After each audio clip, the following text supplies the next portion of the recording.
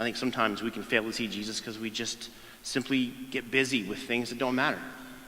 Whether it's in our life or even here in the church when we're discussing and arguing over religious, interpretations and intricacies.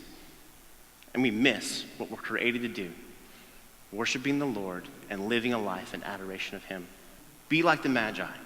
See God working in the world and in your life, and serve with your life, worshiping and adoring him.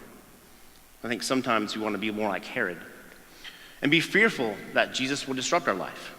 You see, for Herod to bow down and worship Jesus, he would have to leave his throne and acknowledge that Jesus was the King of Kings. Are we any different? If we acknowledge that Jesus is the Lord of life, we have to climb down from our thrones. My first desire in life is to be the King of Patrick.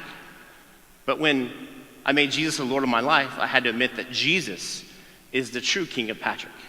That's really easy to say, but it's not easy to do, and it's not easy to keep doing.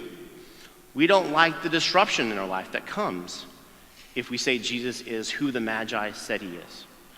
It means that we have to give up the fool's paradise of the sin that we're addicted to.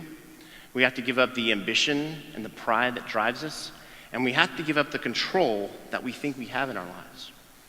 My invitation to you today is to recognize that Jesus is the King, the one and only King, and that he alone deserves the position of Lord of our life. So today, my last word for you is I encourage you, this first day of the year, to follow the example of the Magi. Their fourth and maybe truest gift to Christ was that they worshiped him. So today, come and worship.